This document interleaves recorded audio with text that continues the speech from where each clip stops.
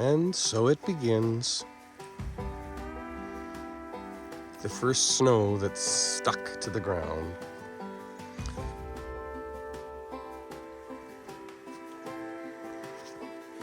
I fed the baby cows.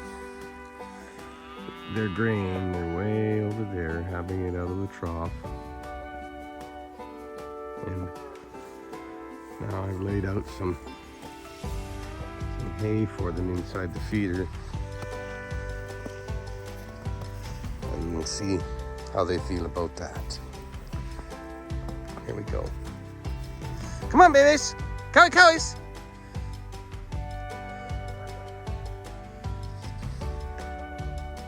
Come on, hurry up. Run. Cowies. Being able to call them is a very handy thing. Oops. Look at what I got here. Come on, Bambi. Come and see. Look at this. It's yummy. You're gonna like it. Just like that. There you go. Good girls. Cujo. Very energy conserving. He doesn't run unless he has to. Come on, beep over. Give him some room.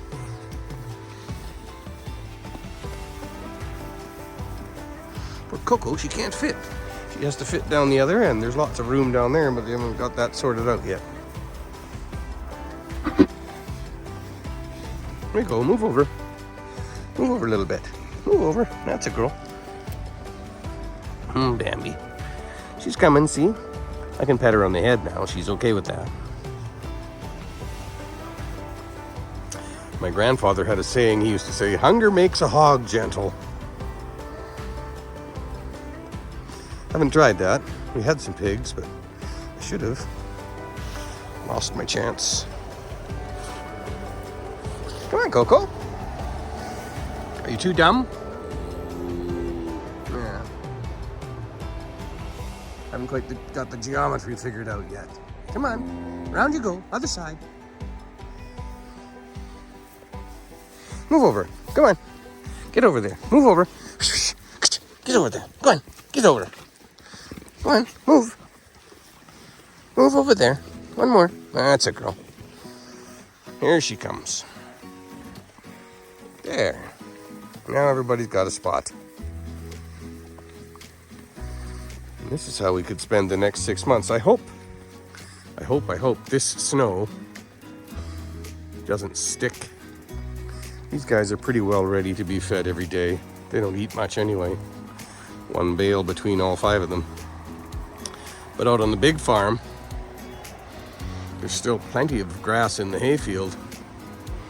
If it gets covered up and frozen down, cows won't dig for it. Not like horses will use their feet and paw the grass out. Cows do not do that. Every now and then one will learn how to dig for the grass, but as a rule, it's not a cow thing. They don't paw for the grass. They call it, the word for that is if you leave an animal out on the range or whatever to fend for itself for the winter. They say they've left them out to rustle. And they're supposed to rustle up their own groceries, I guess, and horses can rustle so long as the snow's not too deep, because they're quite efficient at they use their paws and they knock the snow away and find the grass. Well, they don't come roly-poly out the other side of winter, but they don't die, provided the snow is not too deep.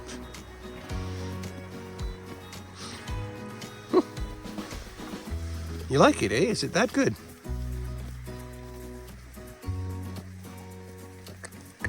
Okay, let's give him a pat. Cujo, very pettable. Dots finds it a bit frustrating still. There you go, you're fine. Stella, She's coming along really nicely. She's going to be a pet, I can tell. A Patney cow, like her dad. Her nose is the funniest color. It's not pink and it's not brown. It's kind of purpley blue color. The babies, the little ones. Coco and Bambi. Hey, Bambi, you okay? Don't be scared. Hey, Cocos. All right. They'll clean this up, and the rule is when feeding cows, according to the old folks, used to say, my grandfather used to say, you have to get them filled right up to the top so they walk away from the food once a day. Sure, they'll come back in a couple hours and clean it up. You have to get them filled right to the top once a day, and then your cows won't lose condition. They'll stay up. And that's kind of, otherwise what happens is you feed them hay, and you feed them too much, they eat all, just like cows, they eat the dessert first. So they pick through it. See how they do it? They pick through it, and they'll take all the nice stuff, and usually they'll nuzzle through and they get the fines off the bottom, and they leave the coarse stuff. And if you don't leave them to clean it up, then pretty soon you'll have a great big pile of number 3, and all the 1 and 2s will be gone. And so you have to kind of force them to clean their dish before you give them a little bit more. And if it's just, and there's sticks and stuff at the end of the year. You have a pile of stuff that's just not, you can't force them to eat that. The sticks and the really coarse things, and eventually you rake that out and you have kind of a bed of the coarser stuff. And then at the big farm, that stuff I stockpile it in the hay shed at one end of the feeder. And then if you have an early calf in the spring where the weather still can be like this, he's born in March or something, then I fork little bits of that over the feeder, because the calf will come alongside the feeder and make a little bed for the calf, and then the cows won't eat it. They've already had that opportunity and passed it up, and then the calf has a little bed to lay on.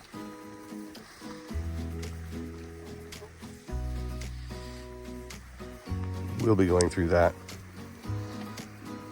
sometime this winter, because there's not a lot to talk about. In the winter, you just feed them and leave them. Okay. This old guy's going to go have some breakfast now too. Like house. Okay, come on, jump. Jump. Finn, jump.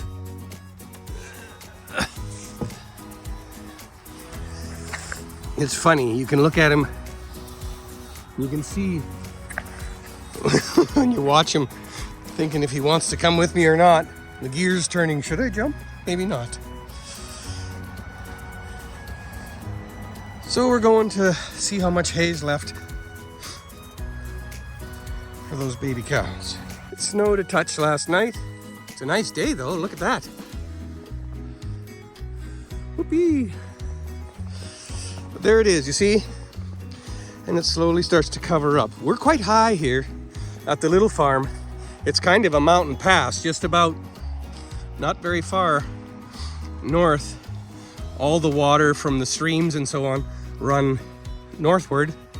And here, this creek right here, it runs southward, or whatever that is, northeast kind of. The sun gets up right there, so sun rises in the east and sets in the west. So what's that direction? It's not quite north. North is more like that way. North, northeast. Prairie people, they love that. People that live in the mountains, they don't have to worry about the compass so much, because you've always got a landmark to tell you where you're at. Anyway, there's the hay pile. You got to climb through here. Make sure you get the snow off of there, or you'll get with a wet pair of pants. Yeah. It's pretty nasty. So we need a pitchfork. Keep your pitchfork stick the handle up underneath there. Otherwise you'll end up with a nasty handle and you won't want to hang on to it. So let's scratch the hay in. They still got, that's the leftovers from yesterday. Oh, just calm down. See, it's mostly coarse stuff. When you paw through there, you'll see there's not a lot of clover left. It's the coarse stems, the timothy, etc., that more difficult to chew, and they pick the fine stuff out first. And they're still not very hungry. So from that bale of hay that we gave them yesterday, that's what's left. And no, you don't get any more until you clean your plate. Sorry. It's not a smorgasbord. You don't get to have whatever you want, you have to eat it all. But they're not very hungry. Obviously, they've had all they can eat all night.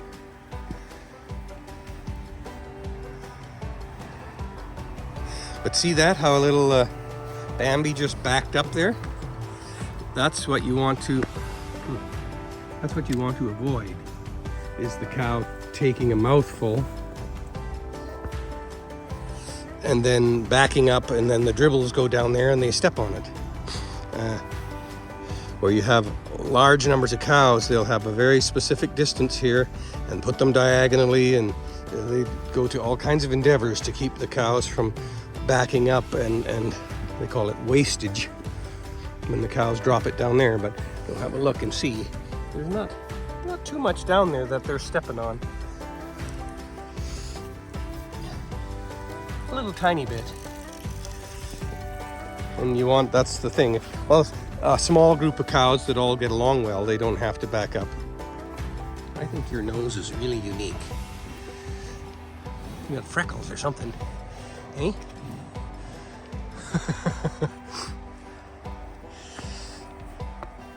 And this morning when I gave them their cob or their grain, I always call it oats or grain or whatever. The technical term for that is cob. I've mentioned it before, and it's a mixture of corn, oats, and barley. That's supposed to be some kind of balanced amount that's just lovely for cows. I don't know. When you say grain, it doesn't refer to anything specific. It's just, well, I say grain and I mean cob. Corn, oats, barley. Mostly oats and barley with a little bit of corn mixed in. The oats will be, the kernels are flatted. They don't say flattened, I don't know why. They say flatted. And the oats will be flatted. The grains are the barley is left whole, I think. I don't know. Just talking to hear my head rattle. Is it good? What do you think? Callie? Little Cujo. I think that's what that is. Yep. He's the first one to the groceries and the last one to leave. He's part tank. And he's super, super tame.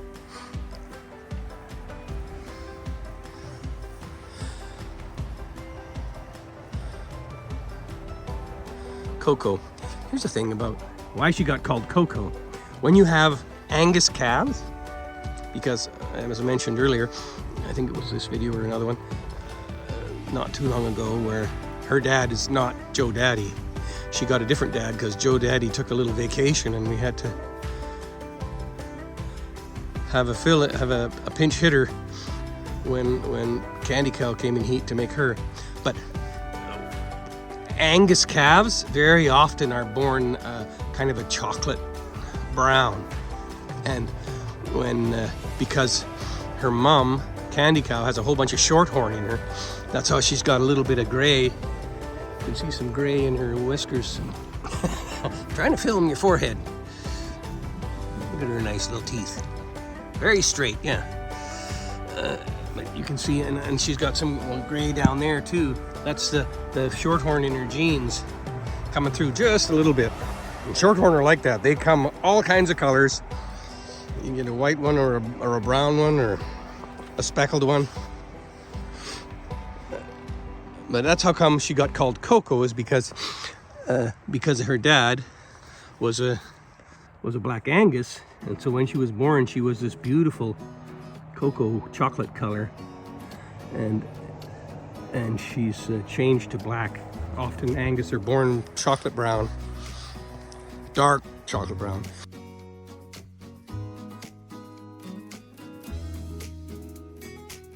And then they turn black later in life. Blah, blah, blah, blah. Are you gonna eat it all up, mister? Huh? You go ahead, help yourself. Tree sap, eh? Good boy. Don't forget to put the pitchfork away. You'll be sad in the morning if it's all frosty and nasty and you have to grab onto something like that. So if you've got your hay stacked outside, if you're in a hay shed, obviously it's not an issue, but so get in the habit. If you've got, just go like that, stick it back up underneath there, and then just poke those things in there, and then it'll stay nice, and your handle's nice and dry for the next day. Farming 101. The other day, a strange thing happened. This is all stack yard. This stupid tree decided to fall on the fence. But fortunately, it didn't smash the barbed wires right down. It's kind of holding them down a bit, but it doesn't look like anyone will get through, so that can wait till spring. But what happened the other day is the calves were missing again. And I came over here and I was rather frustrated, too frustrated to be filming. But they had, see that, you can see it right there on the ground. That corner, that post, that was the corner post right there by that little, looks like a ladder in the corner. That's a small gate that can open into that other pasture, and that top piece was down and the corner post was broke off, and the wires were pulled into the trees, and this gate post was busted down, and the gates, that's why it's propped up there with a shovel. It looked like something had chased the calves, and they'd come around that from the feeder. They can come around there, and it looked like they got cornered, and they just it looked like a bulldozer had run over half of the fence. Everything was broken. I still have to fix this part this morning, and so I was trying to look to see if I could find some tracks, but of course, because there's calves and everything, lots of traffic, and you couldn't see anything. But I don't know what panicked them to, that's a large post just snapped right off, and it was a big mess. That's my project for today, actually, to get that sorted out. What a mess it is, hey Finn? Goodness gracious. Can you see who it was? That's your job, is to keep him away, but sometimes even when he's in the house, the dogs will let up a howl, and then I'll let them out and they take off like a shot, and it's because they can sense things from inside the house or hear it, or I don't know what that is. There you go, that's an update. I didn't film it because, quite frankly, I wasn't in the mood to be fixing fence posts and digging fence post holes, and fortunately it's not too frozen yet. That's what we did yesterday afternoon, is fix that part, and today I have to fix, that's why I left the shovel there, I have to dig this post hole and put the gate back up, and there's 2 or 3 hours worth of fence fixing there. Maybe we'll film that in the snow. That's the thing, cows don't care about the weather. They'll give you a task. Sun, rain, snow, sleet, shine, they don't care. Life goes on the farm. Hey there. And they don't go charging through the fence, they're tame animals. Something made them barrel right through there.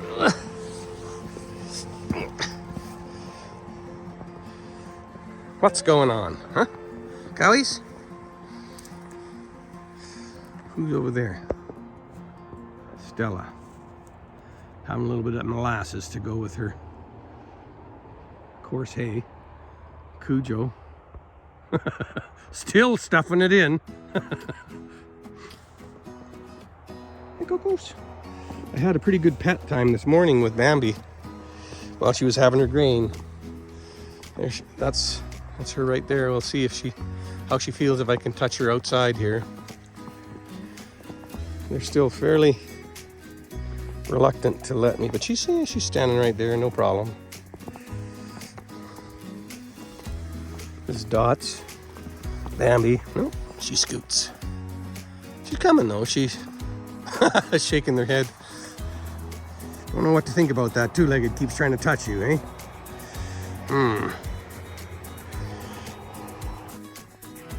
Stella. She's coming along nicely. Quite pettable now. Doesn't run away. Right here. That's the ticket. It just that's the park break. If you scratch them there, they were thinking about running away. If you can get a couple of scratches in there, they're like, oh, okay, fine. You can scratch me. She's all right. She's coming along nice. And her mom was like that too. It's part of that whole, it's genetics. Her dad and her mom were, I don't know why. Stella is Sue's mom. I think she's Sue's last baby. Casey Cow's aunt, or Curly, mustn't touch it. Her sister. That's her grandmother, and her sister's last calf. Sue's last calf was Stella, and Stella is Sarah's baby. Yeah, look at that. See? Stretch it out. That's a girl. And then when the calves, after they're bred, they get bred next spring between the middle of June. About June the 12th, traditionally, I let them out. Maybe slightly earlier, depending on the weather. Once they're bred, and then they get close to having a calf, and their udder starts developing, and it gets really itchy under here. And when you scratch a heifer calf who's developing, whose udder's developing, they'll fall in love with you, quite literally. There you go. Look at her. Bambi's like, why aren't you running away from that guy? Don't you know he's going to pull your legs off? She's really liking it. She gave up the fight. I won. Haha. Oh, is it nice? Okay. Let's try Bambi again. Finn is having a discussion.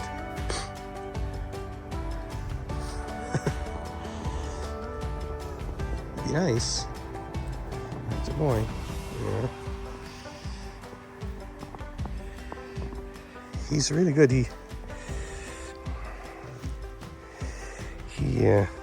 has a really hard time. Of course, Great Danes aren't designed to be herd dogs, but he always looks to me for the cue. Should I chase him? If I say something to him, sometimes they get too friendly and then he'll snarl at him, but be nice. He quite likes cows, actually. He enjoys their company, but he's still an animal. He's like, what in the heck are you going to do? He doesn't know they won't bite him. Hey? Coco, are you making new friends? That's good.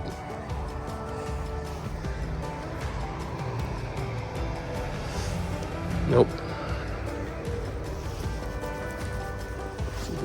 No, see, she'll come. That's the challenge has been issued. You are going to learn to lead and be a nice, tame little cow. Yes, you are. Okay, that's it for today.